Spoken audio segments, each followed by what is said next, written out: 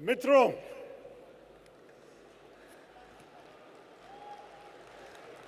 हम सब तो मित्र हैं. You know, it's wonderful to be with all of you today on the 84th AICC plenary.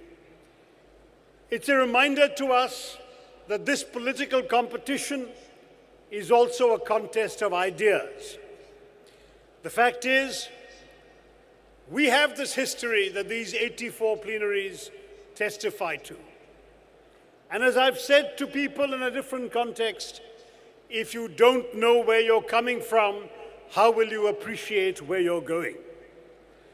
We need, in the Congress Party, to remember our history, to articulate what we stand for. Our Congress President spoke about the importance of ahimsa, ahimsa paramo dharma. We are a party with a comprehensive vision for this country. We speak proudly of the growth that this party brought to India from 1991 onwards. But we are always conscious of the importance of social justice, that the fruits of that growth must be distributed to those who are left out. We must know, when we speak of socialism, that the magic of the market will not appeal to those who cannot afford to enter the marketplace. We must think of them too. We must be the party that gives voice to the voiceless. We must be the party, as Rahul Gandhi ji reminded us today, that represents all Indians. The Congress Party understands that India is a country where we can overcome differences of caste, of creed, of color, of culture, of consonant, of conviction, of cuisine, of costume and custom, and still rally around a consensus. And that consensus is on the very precious idea in a democracy like ours that you don't need to agree all the time, so long as you will agree on the ground rules of how you will disagree. The BJP, unfortunately, is challenging those very ground rules. Believe me, our constitution is under threat. They are now a majority in the Lok Sabha, creeping up to a majority in the Rajya Sabha. They control more than 2/3 of the states. They have been talking about imposing their view of India on our country. And that means the constitution is not safe. The danger for us is that they have a different vision of this country than our constitution enshrines. Nehruji spoke of India as a country made up of all who have contributed to it. He spoke of a palimpsest, which is if you write on the wall and he comes and writes on top of what you have written without erasing what you have written, and I write on top of what he has written, and she writes on top of what I have written, and they all remain on the wall. That is a palimpsest. That was Nehruji's idea of India. That is not the BJP's idea. They speak of their great ideologue, Deen Dayal Upadhyay. What did he say? He said the Constitution rests on a flawed premise. Not just that it was written by Anglophile lawyers with Western ideas and in a foreign language, the language I'm speaking to you today, which were good enough reasons for him to reject them. But he said, no, what is worse is that the Constitution has a flawed idea of what is a nation. Our Constitution assumes our nation is the territory of India and all the people living in it. But Upadhyay says, no, the nation is not the whole territory of India and the people on it. A nation is a people alone, and the people are the Hindu people. That is why they speak of a Hindu Rashtra, whereas we proudly speak of secularism, because we accept that every group in this country has contributed to making us who we are. That in India today, we are a plural identity. The singular thing about India is that you can only speak of us in the plural. And that plural identity means that you can be many things and one thing. You can be a good Muslim, a good Keralite, and a good Indian all at once. That is the strength of Indianness. And each of those identities is secure because of the overall Indian identity, the Indian Constitution. എൻ്റെ ഇവിടെ ഇരിക്കുന്ന മലയാളി സുഹൃത്തുക്കൾക്ക് ഞാൻ വള്ളത്തോളിന് രണ്ടുപേരെയും ഒന്ന് ഓർമ്മപ്പെടുത്തട്ടെ.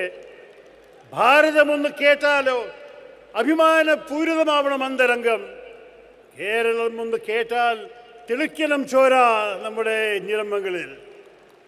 If you hear the name of Bharat, your heart must swell with pride. When you hear the name of Kerala, the blood must throb in your veins. This is true of all of our states, all of our peoples. We are proud of what we are. ये लोग कहते हैं गर्व से कहो कि हम हिंदू हैं. हम गर्व से कहते हैं कि हम हिंदुस्तानी हैं. We must not surrender the Hindu space to the BJP. We must accept that the great strength of Hinduism is the acceptance of difference. Swami Vivekananda said, ours is a religion that has taught not only tolerance, but acceptance. Tolerance is a virtue, but the tolerant man says, I am in right, you are in error, but I will magnanimously indulge you in the right to be wrong. Whereas the good Hindu says, I believe I have the truth, you believe you have the truth, I will respect your truth, please respect my truth. That is the strength of being a true Hindu, that is the strength of being a true Democrat in our India. It seems to me this is not soft Hindutva. This is neutralizing their Hindutva in the name of Hinduism, because Hindutva is not Hinduism. Hindutva is a political ideology, whereas we can speak proudly of who we are. So when Rahul ji says, I'm a Shiv Bhakt, it does not mean that he does not respect those who are not Shiv Bhakts. It means as a good Shiv Bhakt, he embraces all. We have to speak of inclusion, but we have to say at the same time, when the BJP goes to voters and says, we go to temples, हम मंदिर जाते हैं, हम अच्छे हिंदू हैं, हमें vote दीजिए. हम भी कहते हैं कि आप मंदिर जाते हो, हम भी मंदिर जाते हैं. अब मंदिर की बात छोड़िए, विकास की बात कीजिए. 4 साल आपने इस देश में कितना धोखा दिया है. आप तो प्रधानमंत्री की मन की बात सुनाते हैं हमें, लेकिन जन की बात कौन सुनाएंगे? कांग्रेस पार्टी है ये सुनाने के लिए. We need a positive message, of course. We have to oppose the damage they are doing. They are dividing our country. एक मंत्री कहती है कि इस देश को बांटना पड़ेगा, रामजादे और हरामजादे, और वो अभी भी मंत्री है. एक और भी भाजपा का एमपी कह रहा है कि महात्मा गांधी की मूर्तियां हटा के गोडसे की मूर्तियां रखना है. ये है अहिंसा का देश, और वो अभी भी एमपी है. एक और मंत्री कह रहा है कि अगर आप मोदी जी के खिलाफ है, आप पाकिस्तान जाइए. अरे ये पाकिस्तान का मतलब क्या है? आपके दुश्मनों को आप दूर भेजना चाहते हैं तो कनाडा के बारे में सोचिए. नहीं, ये पाकिस्तान कहते हैं क्योंकि इसमें भी एक संदेश है. They are trying to divide our country. We must not allow them to divide us. They are trying to say that those who are against them are against Hinduism, are Muslims, are enemies of this nation. That is not how we see our Muslim brothers and sisters. That is not how we see India. The fact is, the silence of this Prime Minister is complicit. We cannot allow the silence to speak for itself.